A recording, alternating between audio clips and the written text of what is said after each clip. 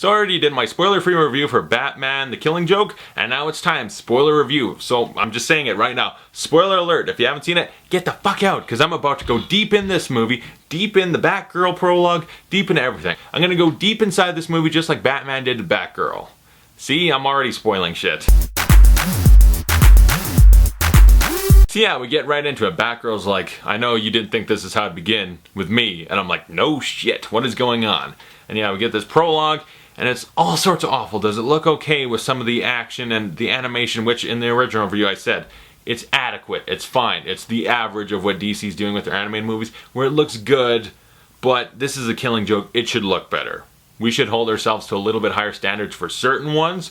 Like if you're gonna do, okay, Batman versus Robin or whatever, I'm fine with how it looks. The Killing Joke, Dark Knight Returns, they should look great. And I think Dark Knight Returns overall looks pretty damn great. And these movies work in a little bit of minimalistic animation at times, where it still looks really good. Should look better. But overall, like the action looks fine. And the voice acting for the characters is fine. All the writing, awful. Batgirl is trying to catch Paris Franz. Yes, seriously. And that's the joke in the movie like 3 times, I think. She's trying to catch him. Shit goes bad. He ends up almost raping, sexually assaulting her. And so Batman's like, he objectified you. You're off the case. You can't do this. And so Batman, it's like, okay, is this the story they're telling for this? Is they're catching random, not very enjoyable villain who's just kind of whatever, and he is totally infatuated with her, like he's making hookers wear Batgirl pillowcases basically, and it's like, I don't really like this decision, this direction they're going. And so Batgirl's basically like fired, more or less. He's just like, go do other shit, you're not allowed because this guy might rape you and I'm scared because I'm Batman and I'm could possibly let that happen. I don't know. What the fuck? And then it keeps going, and it's like Batgirl wants to prove she can catch him. She's not a victim. She's not an object for you, Paris Franz. And the character is making bad decisions, and like Batman bangs her on a roof. Like she's talking to a stereotypical gay dude and talking about, oh, this yoga class, it's a euphemism, but it's like, oh, no sex, just I like the yoga. And then she bangs Batman on a roof, and because she's super upset. And then they catch the bad guy, and it's like, okay, I'm quitting being Batgirl because I banged Batman, now he won't talk to me, and it's all weird. It's like, this is a bad decision. Batman should never have sex with his Bat family, for obvious reasons, but that's just a bad move for a mentor-student relationship. And, I mean, with the right writing, it could actually be really good, and I could go with it. Like, I buy the Batman and Batgirl banging, but overall, it just seems like a bad decision. It's rude to Gordon because they're such good friends and partners, so it's like, I'm gonna bang your daughter now, Jim, and he's like, what? Why? I don't know why he talks like that. Batgirl, if she had a relationship with one of the Robins, I find it okay, because they've done that a lot. They've explored that many times. Dick Grayson, they did that in the Schumacher movies, they did it in the video games with Tim Drake. It's like, Robins and Batgirl, I'm fine with, okay? That's fine. It's never going to bother me as much. But Batman, he shouldn't bang Robin, he shouldn't bang Alfred, he shouldn't bang Gordon, and he shouldn't bang Batgirl. That's just, okay, he's going to bang Batgirl on a roof? No, that should be Catwoman. And then I'm fine with it. And then I want to see it fully animated in all its glory. That's way more appropriate, and that's something Catwoman would do. Batgirl, it's just off. It's bad, it's inappropriate, it's a wrong decision, okay? I hate it. And the story overall is not compelling and just weak, lame, badly written. And then it ends. It just done, and then black screen, and then we're getting the rain on the ground, and Batman's going to the asylum, and suddenly the Killing Joke starts, and suddenly everything gets better. Everything. Batman's there, like, I've been thinking about you and about me and how it's going to end. One of us is gonna die. I want to know at least one time. I tried to avoid that. I want to talk it out, Joker. It's like, first off, that's really touching that Batman would want to do that, and it makes sense. It's a vicious cycle of just Joker breaks out or whatever, does a lot of damage, bad shit, Batman punches him in the fucking mouth and takes him back, and it happens again and again, and one of them will die. You know, Dark Knight Returns, we had a very conclusive end to their story in that one. So here, I find it very, very touching that Batman would do that. It's like, that's good stuff, I like it, and the writing suddenly gets better, the dialogue, everything way more interesting. Meanwhile, Joker's already escaped, and he kills that one guy. It's real fucked up. I don't know why the guy would want to sell a carnival Joker. Like, you would look at him and go, that's the Joker. That's a famous villain. I should call the cops, but I don't know. He shakes his hand and he's got that thing. So he's talking and then he moves, and then the reveal the guy's just frozen dead. Like, that's really creepy, actually. They do that good. That's one of the scenes that more or less took its time, but then other scenes, you know, we're exploring the Joker's origin in this, a possible origin. You know, if I have a backstory, a past. I prefer it to be multiple choice. Yeah, like, I like that. That's a good concept they did in The Dark Knight. You want to know how I got these scars? So that's a good, interesting concept, and I like this little possible origin story where he's a failed comedian with his wife, and then shit goes bad. He's planning on robbing Ace Chemical. She dies in a baby bottle heating accident, and he's still forced to do it, dressed as the Red Hood. He gets spooked by Batman, falls in chemicals. The great moment, the iconic moment, the moment of Joker that's the most identifiable. Just slowly the laugh. He first he's all itchy, like, it's burning all over me. And then just slowly the laughter rises and gets intense and terrifying. Sadly, this is one of the moments that I felt if that Batgirl prologue wasn't there, this could have been done. They could have took their time. It could have been a really creepy, low, like just light laughter, and it slowly builds and builds until he's laughing his ass off. That classic Mark Hamill laugh, just symbolizing the insanity, the insaneness of it. It's like, that would have been amazing. It would have been haunting, creepy, and still enjoyable because it's Mark Hamill doing the Joker laugh, and it's great. In this, it's really creepy, but it goes by a little too quick. And it's like, I like it. If they took their time and slowly built it up, it would have been amazing. Now we get the moment because Joker's trying to prove a point. One bad day can ruin your whole life and you go crazy like me. So he kidnaps Gordon, he shoots Batgirl, severs her spine, cripples her.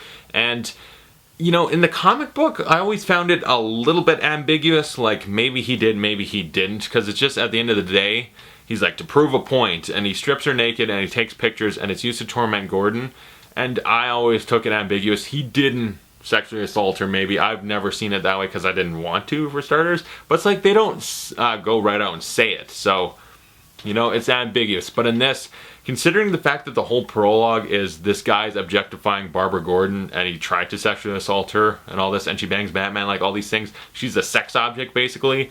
When it gets to this scene, I can only see it as that's a definitive answer that there was sexual assault, and that makes it worse. I don't like that. It's another reason to hate the prologue. It ruins this moment a wee bit because then it makes the creepy, gross option the very conclusive, obvious option of what happened, and it's like, ugh. But he's the Joker, he's a bad guy. So yeah, he takes all those pictures, and then Gordon's like tied up, and there's these little weird gimp midgets, like they're demonic looking angel thing. They're weird, okay? They're weird things. And Gordon's naked, he's getting brought through this funhouse from hell, seeing these pictures, and Joker does a song and dance.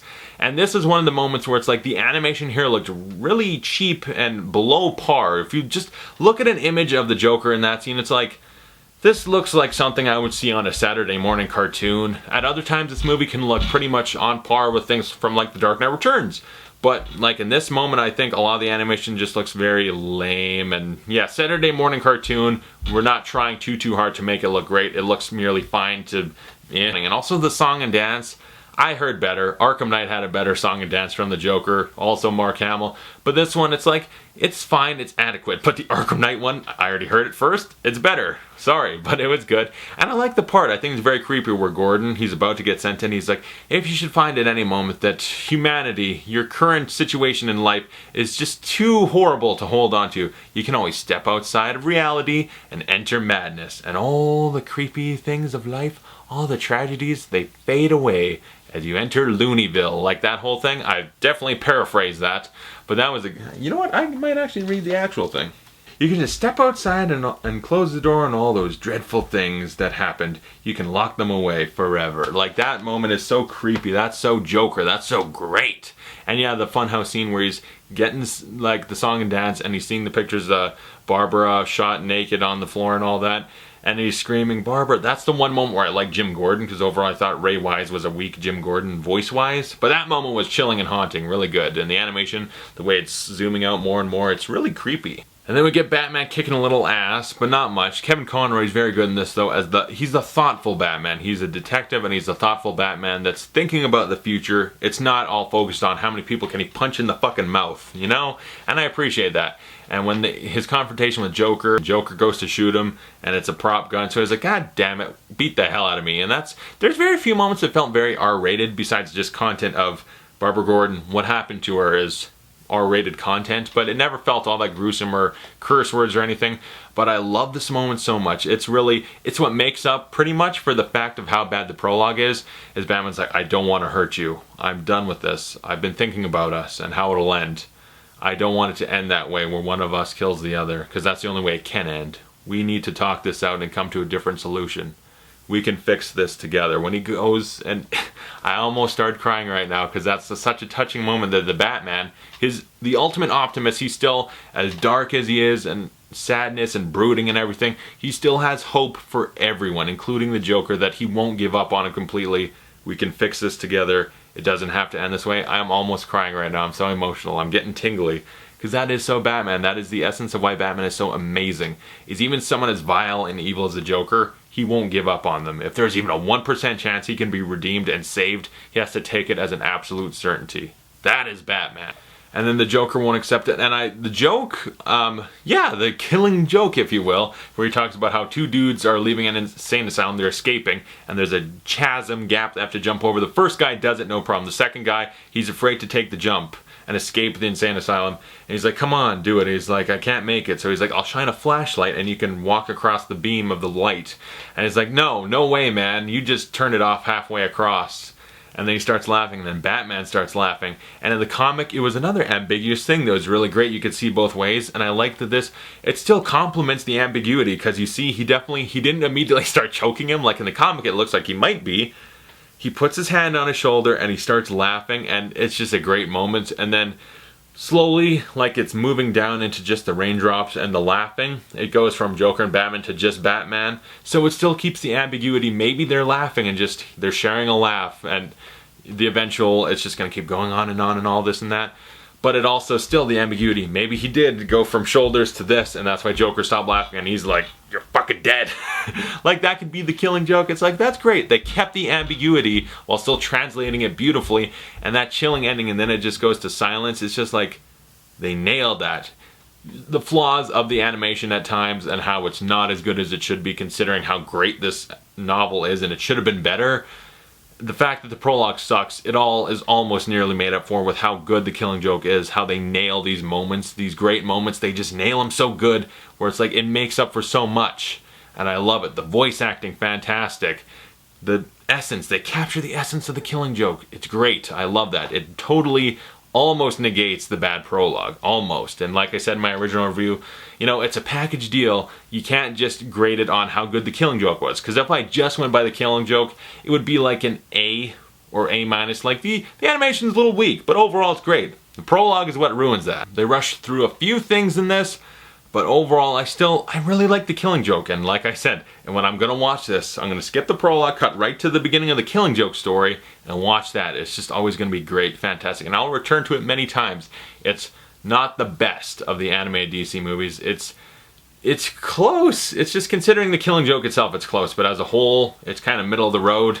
And that's the animation budget they gave it. But overall, I still really like the Killing Joke. My rating of B stands. And is that maybe a little too hard on it? I don't know. When I just think about the Killing Joke by itself, it's a lot more positive. So comment below, tell me your spoilerific thoughts on the Killing Joke. What'd you think of this? What'd you think of that prologue?